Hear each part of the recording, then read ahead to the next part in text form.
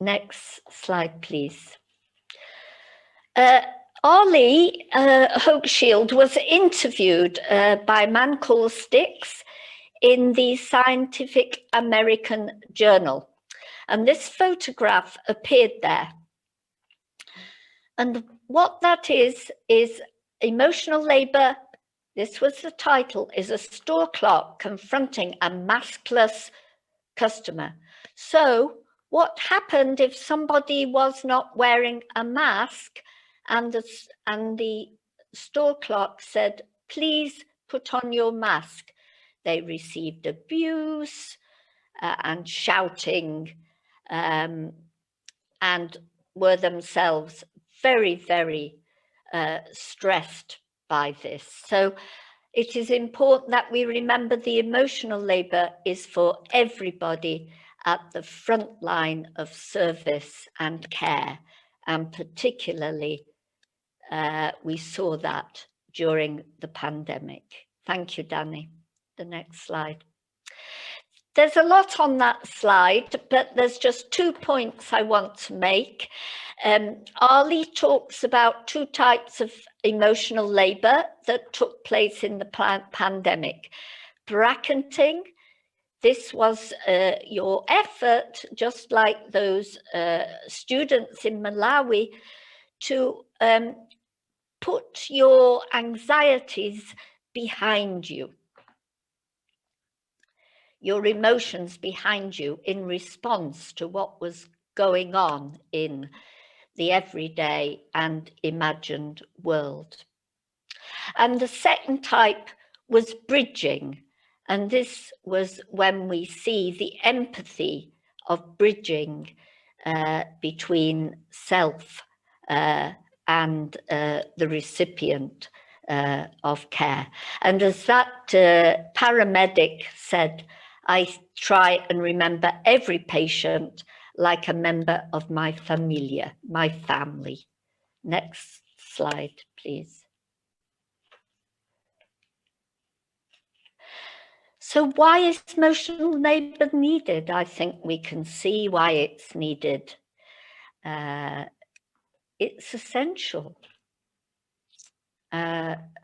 Nurses and others are expected to be emotionally caring and to display emotions that convey care and compassion in very extreme circumstances.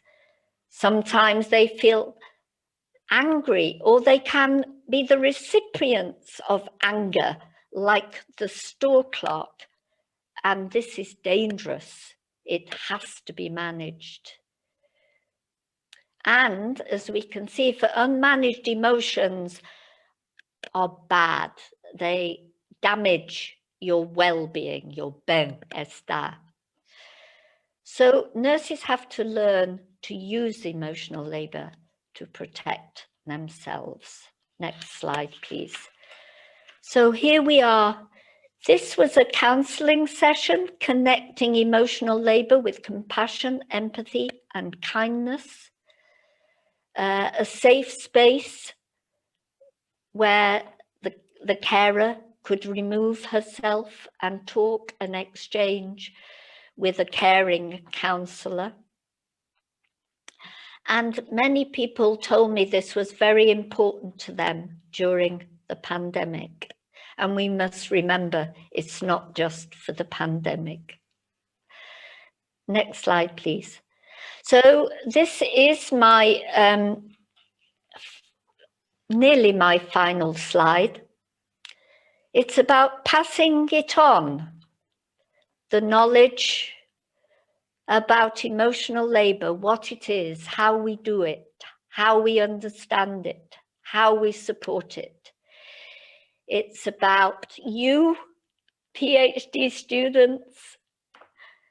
It's about you, practitioners, you, teachers, you, we, all of us, researchers, and how we can apply it in different cultures, different settings, nationally and internationally. And I would just like to say here, I am so delighted and thrilled to have the connection with such wonderful PhD students from Chile who are with us tonight.